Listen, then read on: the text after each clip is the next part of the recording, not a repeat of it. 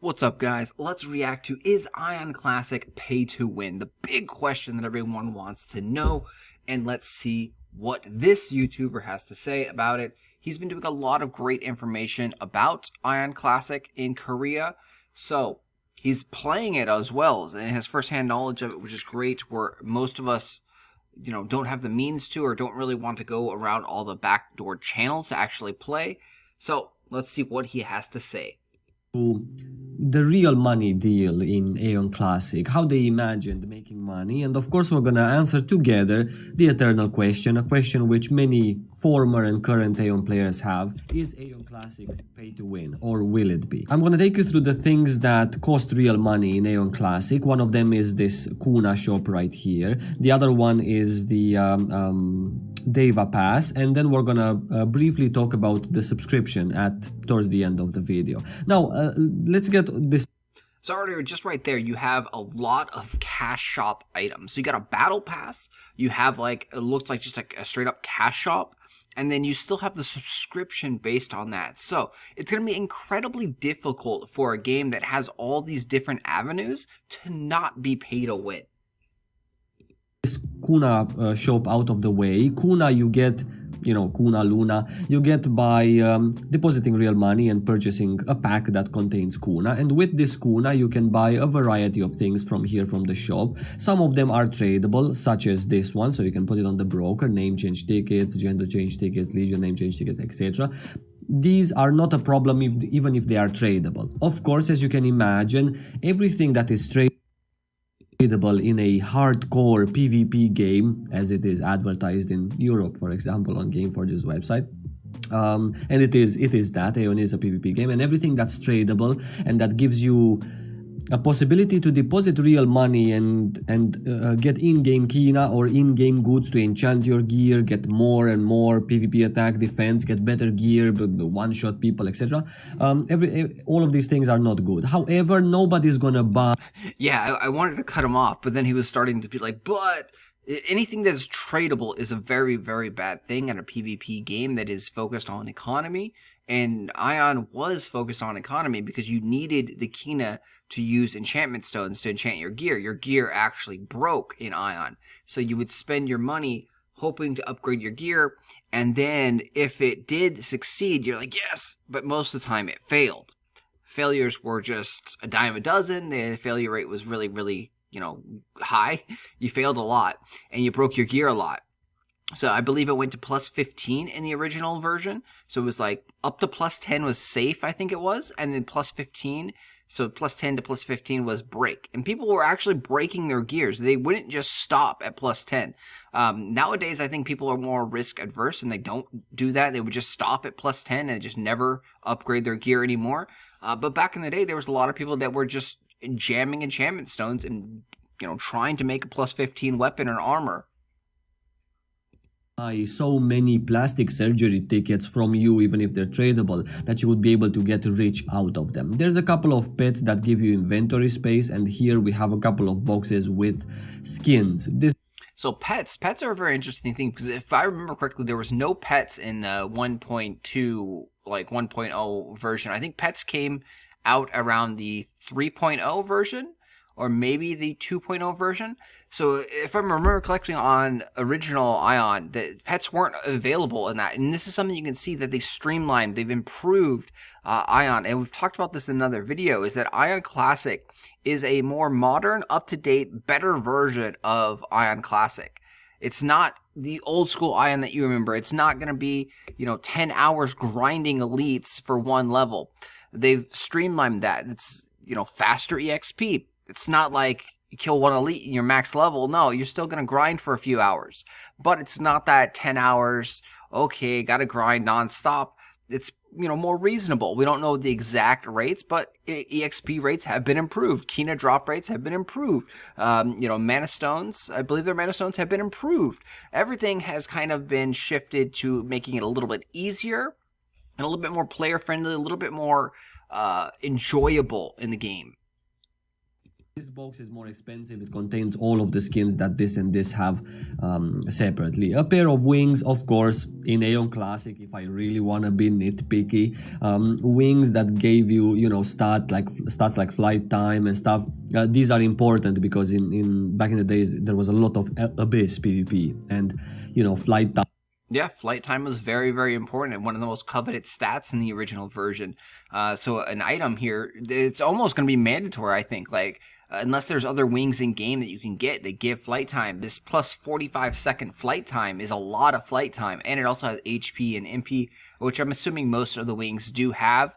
So we'll have to see and compare that. But that's a pretty big, like, hey, if you're going to be doing a Vis PvP, you're probably going to want flight time bonus. Time in the cash shop.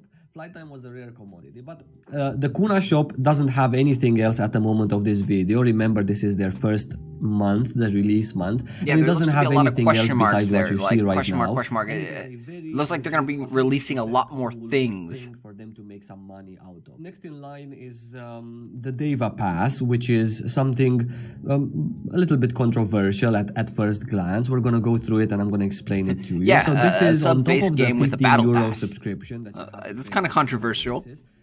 Sub on top of sub, maybe. Now there is a free track for everyone that pays a subscription and plays AION Classic. You can get free rewards by completing tasks which, needless to say, are very easy, very straightforward. Finish a couple of quests, participate in a siege, get 2 PvP kills, use running scrolls. So really simple things, very easy to do.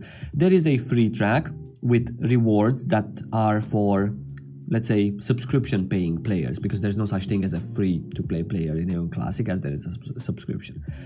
And there is the paid track. If you want to take advantage of the rewards from the paid track, there is this button right here, and with the price in Korea of 1,320 kuna, which should translate in the West to somewhere around $25. But it depends, so of course. Don't take my word. On top of the $15 Euro or USD subscription fee, they're charging what looks to be equivalently of $25 subscription fee for the battle pass. And when you see all these items here, you get a lot more items in this battle pass. So it's a sub on top of a sub, as we talked about, which is really, really bad. They're definitely, milking the nostalgic player, but people are paying for this stuff. People are doing this because they want this game. Like, they want to relive AION Classic. AION was a great game back in 2009, 2010, 2008 when it came out in Korea. And people have fond memories. And to this day, there's still not that many good PvP games out there. You can get all of the extra goodie rewards that the premium version of the Deva membership offers to you. When I was reading an article a couple of videos ago from the devs about AION Classic and the things that are going to be in it before it launched, they were saying there, or at least that's how it was translated, right? I don't want to blame anyone, that the premium version of the Deva membership, which is the paid version, is going to give little more rewards compared to the free membership. However, if you take a look at the reward tracks, for example, little more rewards. For level 1, at level 1, you have I mean, this is NCSoft, guys. We all know NCSoft. They screw the players over. Subscription-paying player. No pay to win. No. We're not going to do nothing crazy. And then just go whoosh. It just goes like that all the way up until level 45. And there are even some levels such as 44, 42, and 39 that only contain locked rewards for the paid membership. So in reality, no, it's not like that. The paid Deva Pass gives a lot more rewards and a lot better rewards than the free one, right? But it's a cute thing that that they're trying to make some money out of, which is very important for the life of AION Classic. As we all know, the retail AION is completely dead, bottom line is and because of that, money this to is keep games going. An attempt from them to, let's say, save AION as a game, and it's nice of them that they have done this. However, this still remains controversial. I'm going to tell you why. Now, AION Classic is not designed to save AION. It's a marketing push, in my opinion. It's to hype up Ion again, get people excited for Ion 2, and then suck them into the world, the lore, and boom, Ion 2, go! Mobile game, looks great, brand new. Take all your monies. This is a marketing push disguised as a thank you to the fans, and like, here you go, here's what you've been wanting and asking for, you know, for a while now since WoW Classic and so forth.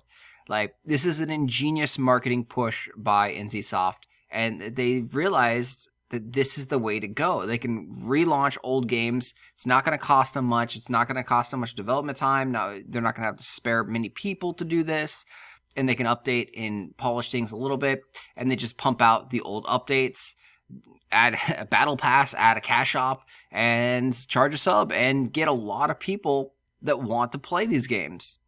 If you take a look at the paid rewards, right, here they are, all of them. If you take a look at what you get, there are a lot of untradable things. Of course, there's goodies such as a nice amount of potions, because you get 20 here, and these are recovery potions, which back in the day, in the old AION, were a rare commodity to have. So 20 recovery potions doesn't really seem too much. It wasn't such a big problem back in the days. You get a lot of scrolls. This is, again, a very important thing, because running scrolls were important. 100 running scrolls you do not need to spend pretty your nice. own farmed Kina to purchase these pots. Yeah, it's say anything you get saves you Kina, which then pushes you a little bit waste further time on than other players. Leveling up your crafting and spend tens of hours on gathering materials in order to create these scrolls for yourself. If you pay some real money, then you can just have them from here, and they are in total for the paid version of this about 300 running scrolls, 300 attack speed scrolls, etc. So they are quite sufficient to last a normal player for a whole month until the whole thing resets next month, and that there's brand new rewards and you have to pay the fee again, etc. So this is very important, right, compared to a subscription paying player without this. Interestingly enough, they also offer you, just looking at this, that big gold crown was actually Abyss points, if I remember correctly, from way back in the day. So, like, they're literally just giving you Abyss points. That was, I think, like, the highest amount of Abyss items that you could get. That's scary right there, guys. That's the pretty much definite pay to win. Here you go. There's Abyss points. And then also, these look like mana stones right here. Boxes of enchantment stones, 4 different boxes. These ones don't really give you high level enchantment stones, but this one does. You can even get a level 80 enchantment stone from this, which is, let's say, the utmost luxury that you can possibly want in the good old AION Classic, because you have a very high enchantment success rate with a level 80 stone on a level 50 piece of Abyss gear, for example, or 40, even better. So this is priceless right here. These 5 boxes of high yeah, so right there, the huge items that are kind of like not must have, but really, really good items to have. So yeah, that, and I mean, this is in the sub on top of sub, and they are all tradable. Not sure who exactly is going to want to trade. All tradable. And now he's talking about who doesn't want these. Like, literally, this is in-game content right here. This is what you play the game for. You play the game to get your gear, for one. So first you have to grind your gear. Abyss points or quests or, you know, things like that. Drops. And once you have your gear, now you're enchanting your gear. So, like, everybody wants these enchantment stones. Like, heck, I was a trader, you know, buying, selling items on the auction house and marketplace, and I still enchanted my gear to, like, plus 10, and I still used these enchantment stones. I still had decent gear. I didn't have plus 15, like, maxed out gear where you break it and stuff because, you know, it's being sensible. But everyone wants these enchantment stones, and the rates were quite low. I haven't got any confirmation that the rates, enchantment stone rates, have been increased. I would assume that everything, like everything else in AION Classic, the enchantment stone rates have gone up a little bit to make it a little bit more friendly, player friendly, and less painful. Them as opposed to use them on their own thing. But I'm just saying this, that the fact that it's here, yes, it's once a month, and yes, it's 5 pieces, maybe 10, but this gives the player who pays some real money the opportunity to attempt 5 or 10 more tries on his gear, and with that, if some of them succeed, he gets a bit more PvP attack and defense. A bit more this month, a bit more next month, and so on. All of the other things that are trade. A bit more, a bit more, a bit more. So, you know, pay to win, pay to win, pay to win, for sure. 100% pay to win right there. There's no argument you can make, I think, without not having a brain that the cash shop that they have already is pay to win. But does that mean the game will suck? No. People want to play the game, and the game may still be pretty damn good. Tradable here, such as these coins, or maybe you want to sell the die, you take the piece, you dye it, you give the guy the piece back and he pays you. They are a little Kina advantage for the person who pays real money for this track, and that is on top of the fact that that person doesn't need to spend his own farmed Kina on buying scrolls, for example, because he has enough from this with real money not to spend more Kina on the broker. So with that money that a free player spends on Kina, the other guy can purchase more enchantment stones, and this is how it goes. It's just a chain of events, right? The same goes with pots. These are quite expensive. You know, a couple of million you're gonna spend on these pots. This guy doesn't need to, because he has them and he can buy, you know, 2 more enchantment stones. So this is an overview of these things. I would like to lastly mention that there is also a button that you click right here, and everyone can do this. You can just go all the way up until level 45 and instantly receive all of the rewards without completing any of these tasks right here. This doesn't bother me very much. Maybe it bothers some people, I don't know, but just the fact that a guy can just come here and pay 100 euros and get all of these rewards in the first hour of every season, which resets monthly, as I said, this for me is not a big deal. These tasks are very simple. All right, so this is a very, very interesting topic here, and having access to something instantaneous is actually very, very powerful. If you understand markets and economy, you want to have things first. You want to be the first person to sell something. You want to be the first person to acquire said items. You want to be the first person that has access to crafting, you know, potions and scrolls. The first person that has access to these things makes the most money because there's no other competition. Yes, in the very beginning of a server, there's a very small amount of money, Kina, for example, in the world because people haven't generated and earned and created the Kina from the mobs and the chests and such. So prices might be a little bit low, but when you look at comparatively how expensive things are, if an average player, take for example, has 10,000 Kina, that means a potion will probably be 100 or 200 Kina. But a month later, if that same person and everyone on average has 1,000,000 Kina, those potions might actually be 10,000 Kina now.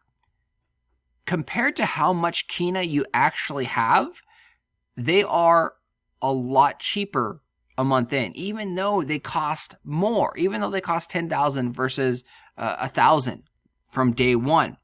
You actually earned more money by selling it on day one and then investing that money in growing up your items. So if you spent all your money day one buying items that are super cheap that people don't necessarily need right away, like the enchantment stones. So day one, the enchantment stones that you get from this battle pass would be kind of worthless because people need to level up. They cannot enchant their level 10 gear. Like, they can, but it's incredibly stupid. There's no point to enchant their level 10 gear. They need to get up at least, so I believe it like level 25 or so to get their first Davis set. But like even then, you're not really enchanting that gear. You need to get to in-game level 50, level 40 Abyss gear, and get good gear. That's going to take some time, which means the enchantment stones are going to be worth a smallish amount of Kina. But if you invest in them, if you buy all the enchantment stones early on because you have money, then 1 month later, when everyone is level 50 and everyone is enchanting, those same enchantment stones that you bought early on in the game are now worth 5 or 10 times more money than they were, because everyone wants them and everyone needs them to enchant their gear. So having access to money allows you to create more money, allows you to snowball all this. And if you followed me from any prior videos about like Arcade, you understand this concept. It is starting fresh in a brand new server. Day one is the most important day of any launch. Day one and getting your foot in, getting your first 1,000 gold or 100 gold or whatever amount of gold it is, that is the most important, because you can snowball that. So if you work hard on day one, day two, you can just snowball that wealth into an infinite amount of money almost. Like you're set for life, because you take that 100 gold and you invest it and you put it in items that are incredibly cheap because people don't need them right now. And then a month later, when people need them, you got an insane value. You got an item that is now costing 10 to 15 to 20 times what you paid for it because you invested smartly. And you can constantly do this over and over again. And that is why being able to buy the stuff instantaneous is a huge advantage that he doesn't seem to understand. Simple, and it doesn't really matter that much in the grand scheme of things if you get all of them in 1 minute or if you get them in 15 days. Eventually everyone's gonna get them. Lastly, and very important, is the fact that all of these rewards from the premium Deva pass are per character. And if you finished your track on your main, you can just hop on your alt and finish it there as well. Or you can just, instantly get them with 100 euros on your main and then 100 euros on your alt and so on. Needless to say. Wow. So sub on top of sub, but you can also use this other sub on your other character too and pay another, wow. So it's going to cost you 15 bucks a month and then 25 bucks for the first sub. And then if you have an alt character, you want to do this again, 25 more bucks over there. So you definitely can pay to win hard in this game, especially with the tradable items. Wow, insane. Say what a devastating impact this could potentially have in the West if it comes in the same form for us as well. I would like to talk a little bit about the subscription as well. Subscription which at the moment of this video can be gifted in Korea, right? So this was one of my biggest worries for AION Classic in general. Selling gold packs on the broker, and again, I don't know if they're going to be tradable in the West or what are the Western publishers going to do with this. But selling subscriptions on the gold pack, this is a very attractive thing that makes people a lot of Kina, and it's directly real money to Kina, and it's a lot of it. So their progression and their enchanting gear and their PvP attack and their consumables and their foods and everything are going to be always up there, top notch. And because AION is a lovely PvP game, it's going to affect, and it's going to feel bad if already in AION Classic we have many people plus 15, everything is done, the best consumables, best pods, best running things.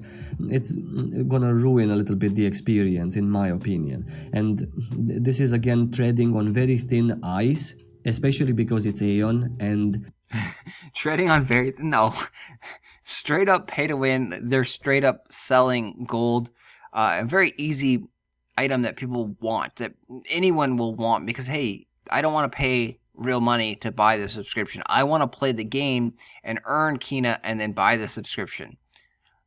Yeah, I mean, this is the Apex Dilemma in Arcade. This is Eve and Plex. They're directly selling subs, but they're also giving the Kina gold option. And yeah, there's no way about it. Especially with the battle pass, with going on top of that, might as well. If you're going pay to win, just go all pay to win, do it. And it hasn't hurt the population in Korea at all. Korea is completely fine with this. This stuff wouldn't really fly in the Western region. The Western region would have a fit and yell pay to win. But how many people would still actually play the game, though? That is a big question. How many people would still play it regardless if it's being pay to win? just because of the nostalgic factor and the fact that it was a solid PvP game, but now it is completely tainted by pay to win. It's a PvP game.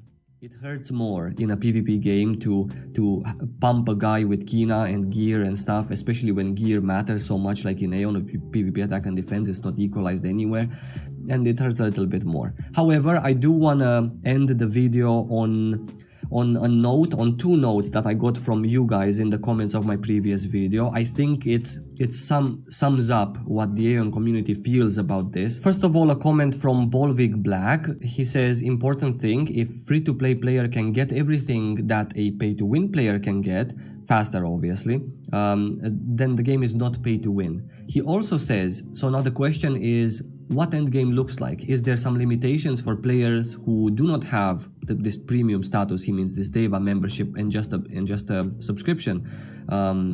If I have to grind a month more, I don't mind, but if I have to grind 3 years more than a guy that uses this or sells gold packs, then he does mind. Now the thing is that this Deva membership fits perfectly, let's say, into a business model that's going to make the company happy and it's going to make them some nice money, and also within the game where if you are just a subscription paying player, you can easily get all of the things that a guy might get from the elite pass, right? You can, if you play 5 more hours, I don't think easily get the things. So if we're correct on the crown in there and the enchantment stones, that's not something that you easily get, and it's not something that all the free-to-play players can have access to. So these items are strictly behind a cash shop paywall here.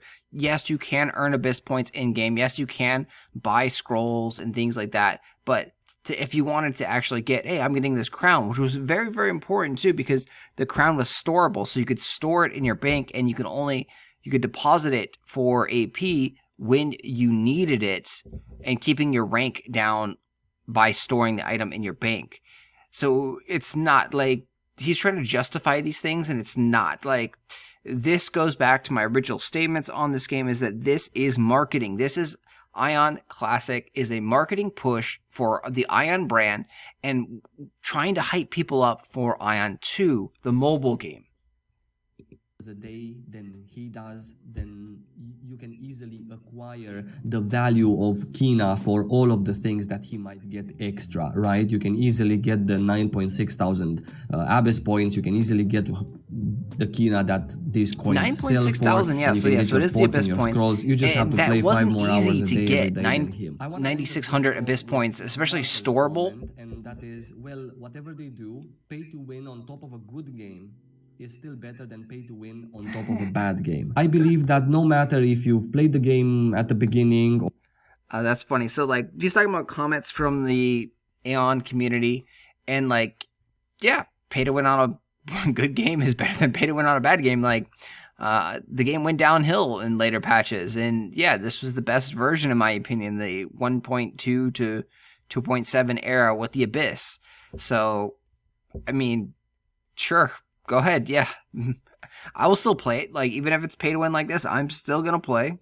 Or when it went free to play for 2 years and you stopped, or you're for some reason playing the game now, I think you can relate to this. And I think this is what most AION players believe right now. So the answer to the question, is AION Classic pay to win, is yes. AION Classic is pay to win. And I think that very many players who have liked AION at one point in time or still like it are going to accept this simply because of what Malter said. It's a much better game than the retail version has been in the past 5 to 6 years. Isn't it sad so that that's what everyone is game and for the sake deferring of to? A lovely experience that is, you know, enchantment is capped, PvP is in the Abyss, and, you know, there's like Abyss points to be farmed inside dungeons, and sieges are in the Abyss, and then later on to be excited for Tiamaranta's Eye and stuff like that. There's a lot of very lovely things in AION Classic that I believe, even if yes, it's pay to win, I believe they are worth it for most players. And this was my review on AION Classic's real money things, Deva It does look membership, good the though. Kuna It shop, looks so and the good graphic wise. subscription. I thank you guys as always for watching. I will see you really soon. Until then, stay safe and take care. The subscription. I thank you guys as always for watching. I will see you really soon. Until then, stay safe and take care. So it's good to see that he actually came around and just definitive. Yes, it's pay to win. I was afraid that he was not going to say that because of some of the verbiage he was using and just kind of defend the company. But yes, good to know. People are kind of on board even with the pay to win, and that's the thing. So Black Desert Online, pay to win, people accept it and they're fine with it. Like all the mobile games, people accept it, they're fine with it. Like pay to win's gonna be here. If you want no pay to win, you got Ashes of Creation. So get behind that game and show them your money. Because if you show them the money, other development teams might actually follow suit with a non-pay-to-win system. But the game companies are going to follow the money. So you have to show people the money, give the devs that are doing the non-pay-to-win stuff money, support them, and hopefully that will help out bring more games like that. If we don't support the non-pay-to-win games, all we're going to get in the future is just pay-to-win, lockbox, RNG, bad-ish monetizations. Anyway, thanks for watching, guys. If you liked the video, smash that like button. Subscribe to the channel for more MMORPG content. I will talk to you guys later. Thanks for watching.